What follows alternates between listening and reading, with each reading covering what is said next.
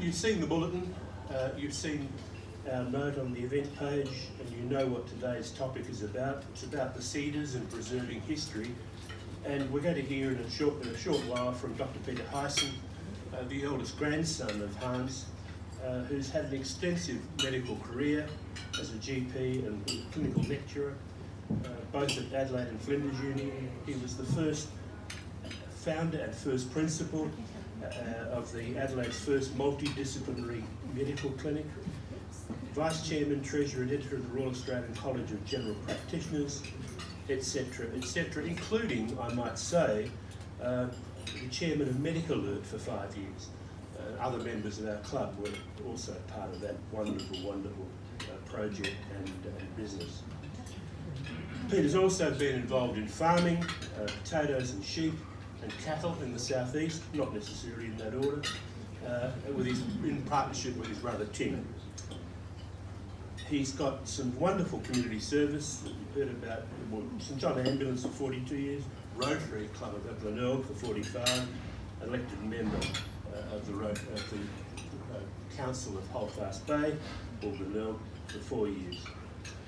But it's about Peter's passion in retirement that we want to hear from him today. Being the eldest son of David, who was the eldest son of Hans, Peter has taken upon himself to do a wonderful thing for the Heysen name and the legacy that Hans and Nora have left South Australia and the world of art. The Cedars near Hahndorf, which we're going to visit as part of the Rotary Presence Weekend, is a fabulous place, but it needs something extra. And to hear about what that something extra is, and to leave a lasting legacy to South Australia, please welcome Dr. Peter Heysen.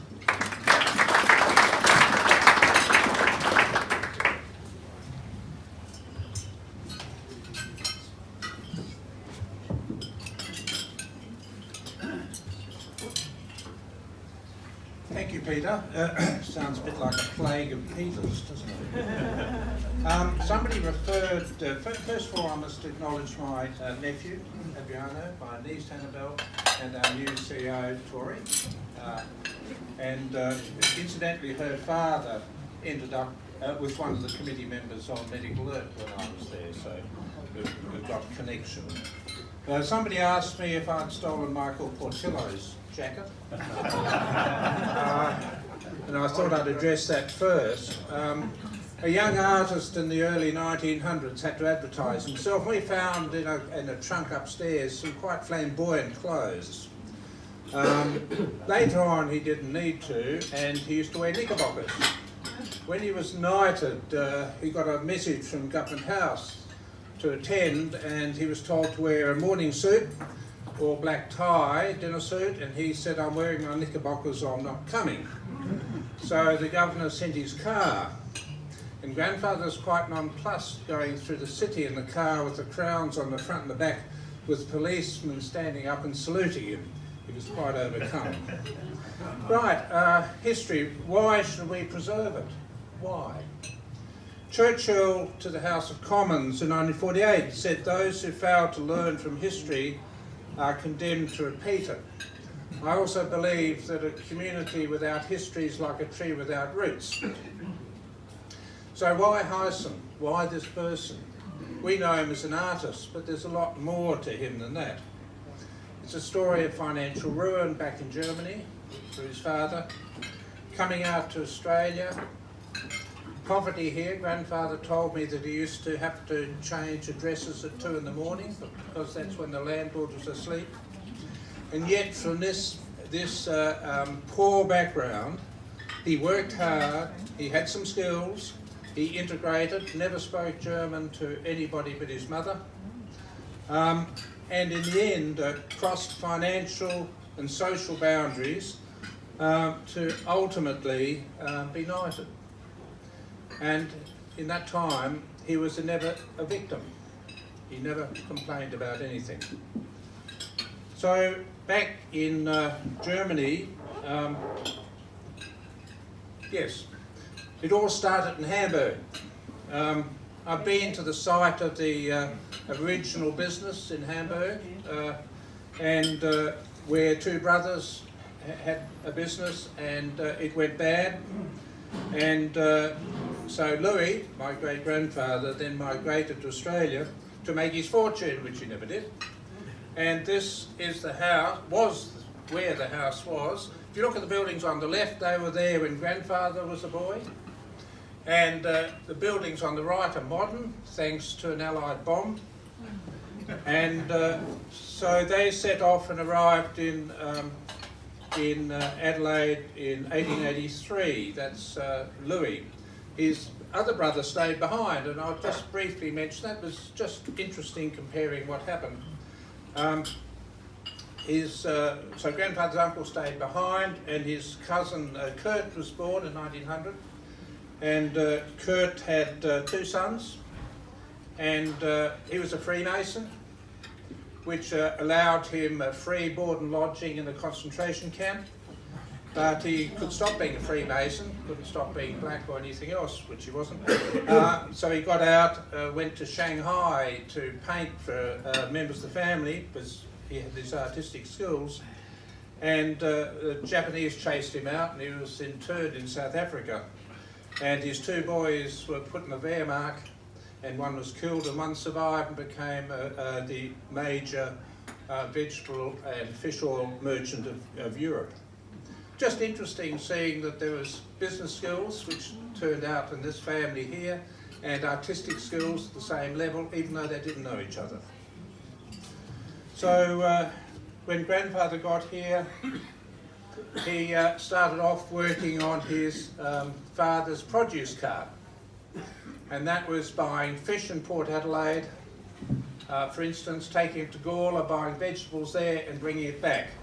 He found when he was unwell for a while that he loved drawing, so he used to save the money and pay to go to school, art school, and then he started to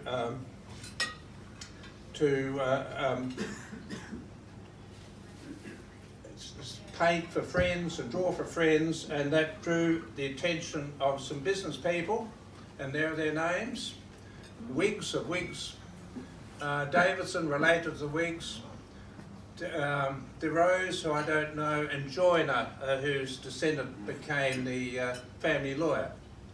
And so they gave him £200 to spend as long as he could in Europe.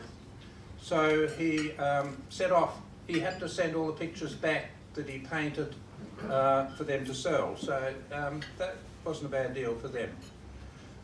He was naturalised to be able to go, and Lord Tennyson's signature is in the top left-hand corner. That also saved him from being interned in the First War, because he was an Australian citizen and it was far more difficult for them to do anything about that. That's in art school. Poor lady didn't have enough money for clothes, by the way. So he arrived back in Australia in 1903, and he started up in art school. One of his first students was Sally, the daughter of Bartels, good Anglo-Saxon Christian name Bartels, Adolf, and after which Bartels Road's named after. He had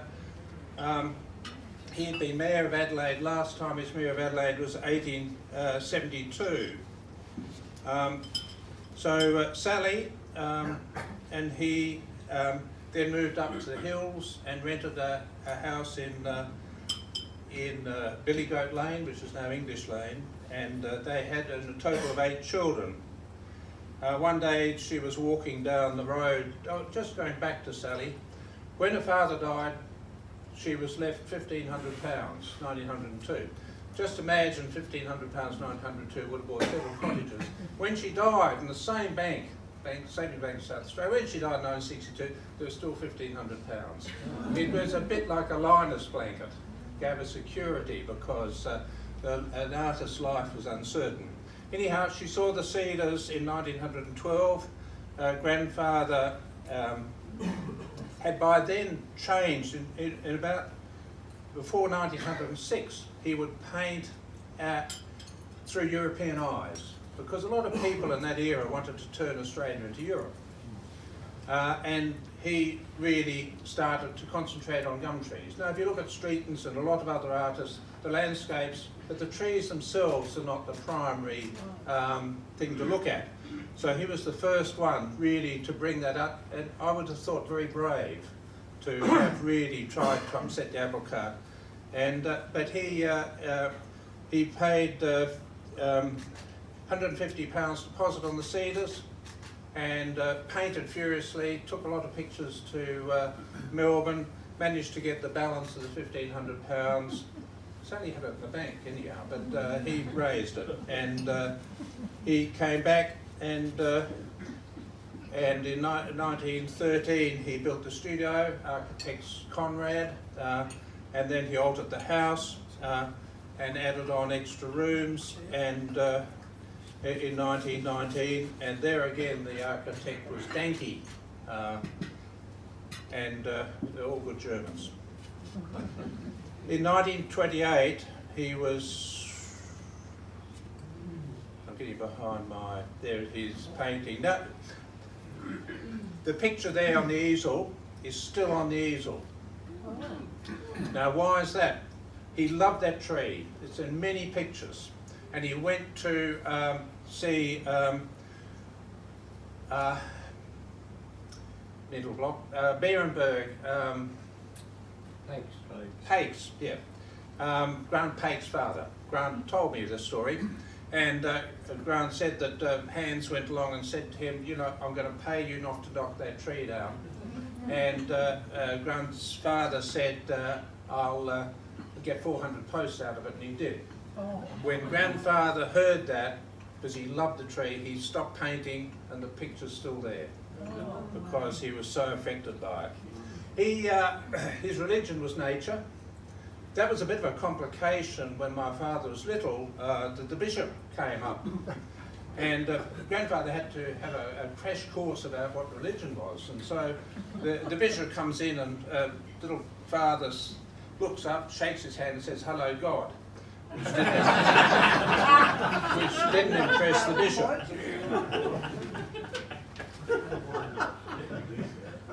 There's grandfather in the garden before he died. In 1928, he took a train up to the Flinders Ranges.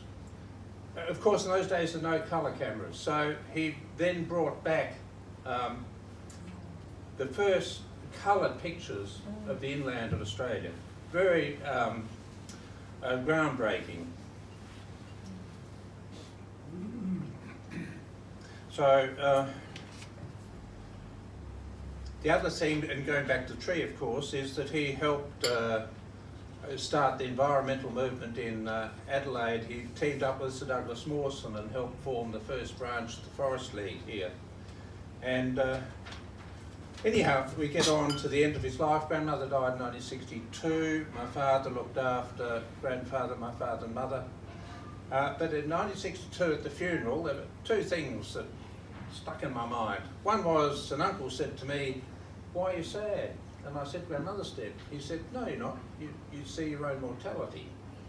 And I thought about that. But the other thing that stirred me up was that two of the family, two of the children, said to me, one said to me, as soon as Daddy dies, now they called him Daddy, they called Mother Mother. So that gets the authoritarian mother and the kindly father. And they said that the first thing they were going to do when Daddy died is empty the house, and the next thing was to bulldoze it because it could never be as it was before. And that's probably what started me off or our family, trying to preserve it. So when grandfather died, he wanted to preserve things too. He left my father the house, the land it stands on, the contents in one picture. And to compensate that, he left the rest of the family money. And my father built up a collection. So when my father died, we as a family decided that we should preserve the place. As I said, not just for the art, but for the whole story. It's a story that should stay there because we should learn from it. And So we got Bruce Harry to do a heritage survey, which we had to do to get permission to open it to the public. The government offered to subsidise us. The survey cost, I think, $32,000, and we got $12,000 from the government, but they couldn't afford to pay us at once. They had to pay us in bits. But during the heritage survey, it was decided that Bruce Harry suggested we should take the house back to 1935, and because that's when he was at peak. But we as a family decided to leave it at 1968 when grandfather died, because otherwise you started to eliminate part of his life. And grandfather, you might think he's a traditional, sort of old-fashioned person, but when I came up from the university once and there was a frosh had been on and there were 2 floats there with get rid of Heysen, get rid of gum trees. And I said to grandfather, you know, does this upset you? And he said, no. He said, if I was young, I'd be doing contemporary painting anyhow. So he wasn't stuck in the past. So we decided that it would have to be publicly owned to survive in the long term. In about 2000, I went to an exhibition of women's art at the gallery, and I thought that the pictures there, painted by women, and painted by women often in a kitchen with kids around, were just as good as a lot of the men did, and yet they hadn't been recognised. I hadn't heard a lot of them because no gallery directors would hang them. So I then started off the Nora Heysen Foundation, so that at least there'd be one place in Australia that her pictures always were for show, and we also developed pictures available for travelling exhibitions to promote women's art. We have now about 700 of her works, plus some other works, including a debelle that she gave us. And then in 2012, I decided to set up the Hans Heysen Foundation. And so the first thing was, how do you raise the money? Because my siblings wanted some of their inheritance. I gave my share to the foundation, and but the total family contribution was about 33%. And so the family together are by far the major contributors to it. The other 3 contributors are the federal government, state government and local council. It was quite a journey. What might interest some of you is what's the cost to fundraise? Well, if you see some of them, like some organisations, very high. The fees, the principal, cost us 8% of what was raised. Now, I reckon it's not a bad deal to get 92% of 100% and 100% of nothing. And so we were then able to, the foundation to purchase the block, the contents, the houses, and a core collection. The next stage is to make it survive. No historic house in the world that I'm aware of survives just on entrance fees. If you look at the National Trust, they have a shop, they have a restaurant. And the other thing is we want to take the house back to 1968, which is removing a lot of the pictures, dulling the lights down to as it was with grandfather. So we need another building to properly show his art, give other artists a chance to exhibit there, and also education. I was quite impressed when I was in the Stuyvesant Museum a couple of years ago with school kids coming in and being taught there rather than the school, so they get far better teaching there. And so hopefully that might come as well. So we've now embarked upon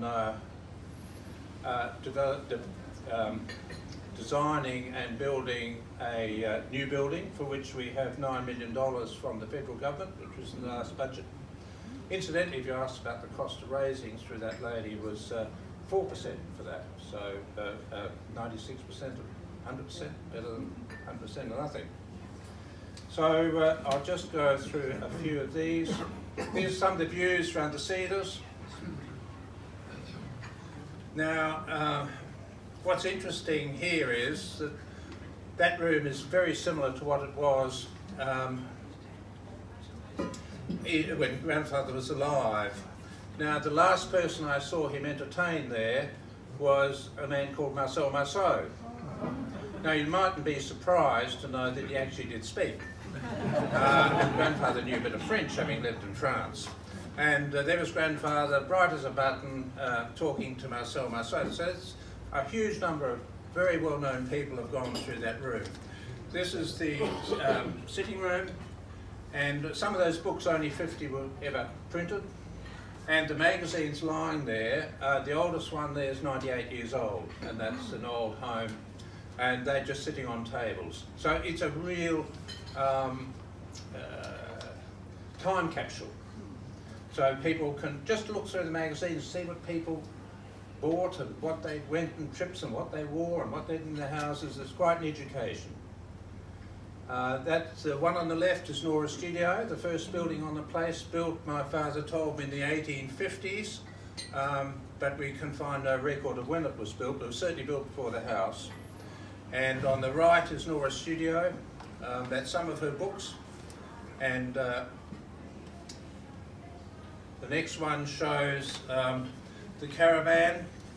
The room there we call the maid's room, and there's the car, the type of car that used to tow that caravan. There's the studio inside, some of the bits and pieces there, still there. Grandfather when he was old, outside with signs for a walk. Pictures, the top left-hand picture was the one he won his first major prize, and some of his other works and some of Nora's. Thank you for listening.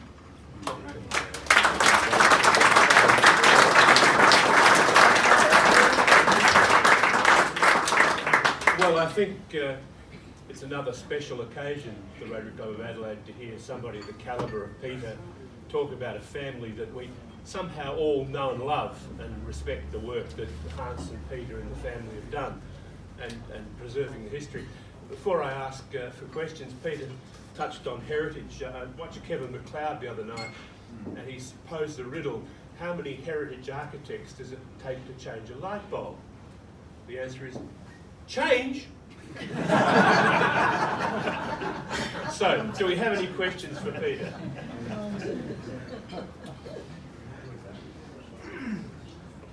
That's disappointing. Incidentally, there was a celebration of a light globe, what, about 5 years ago in America? They had a birthday party for a light globe that had been burning for 100 years. And it was made before they decided to leave a bit of air in globes, which forced redundancy, so we had to keep on buying them. But the original ones are pure vacuum. It had been going for 100 years in a fire station. Frank O'Neill. Peter, of course, it's about long-term sustainability.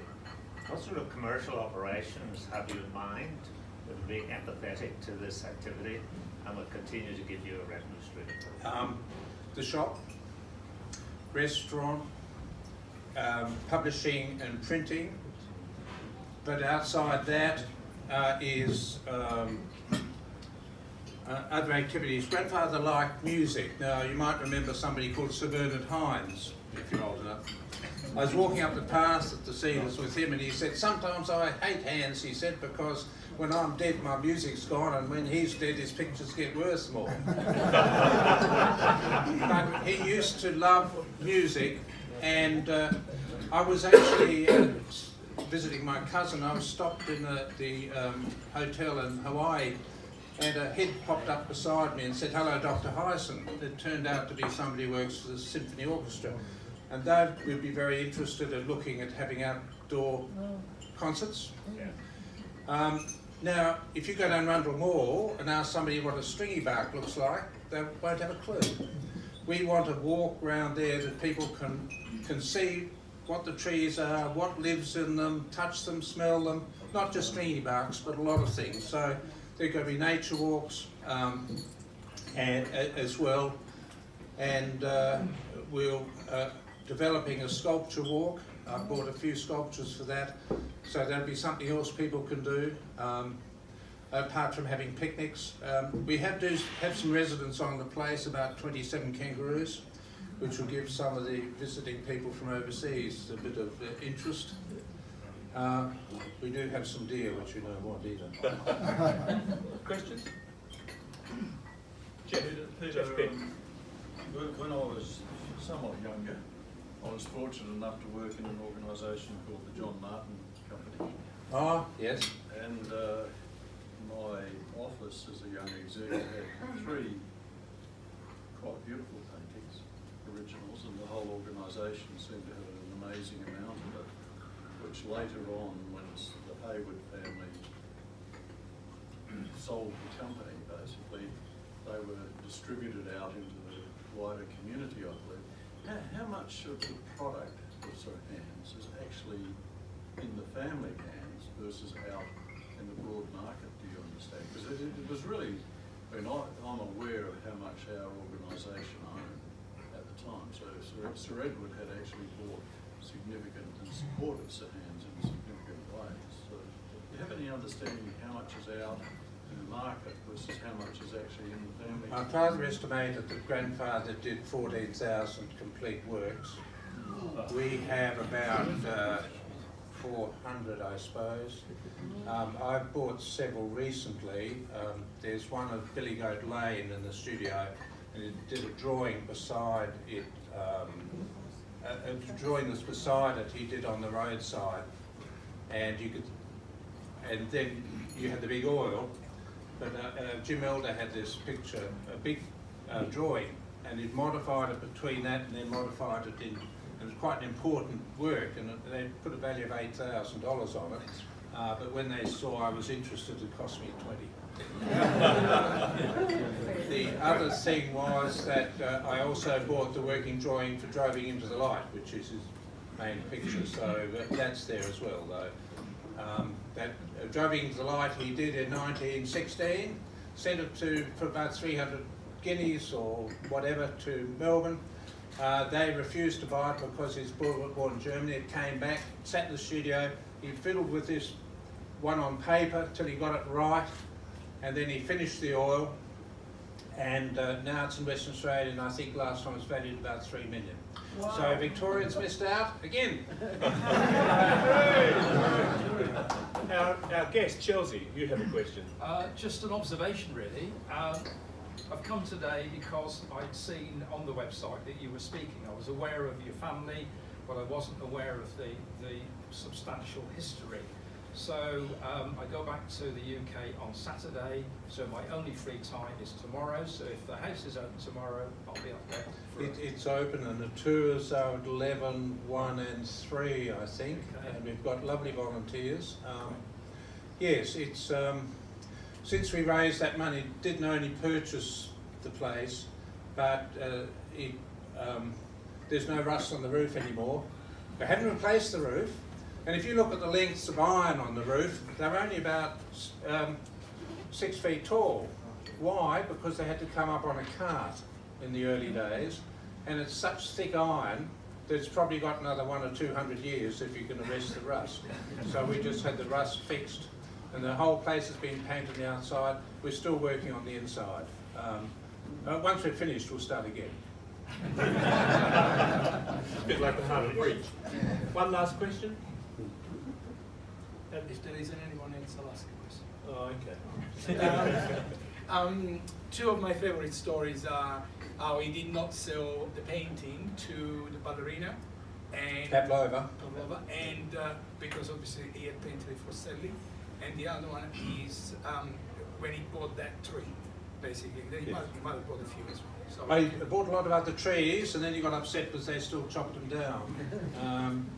But he did, in that sitting room, let's get back. There, over there above the fireplace is what I call autumn fruits and zinnias. Fabulous picture. He painted it for there. Pavlova was sitting there, the Russian ballerina, and she said, "I want that, Hans." And she wrote out a check, wrote Hans Heysen on it, signed it, put a date on, no amount. Said, "You just fill it in." Wow. And he said, ripped it up, gave it back to her and said, I'll paint one for you, which she did, sent it over and she sent it back. That's women.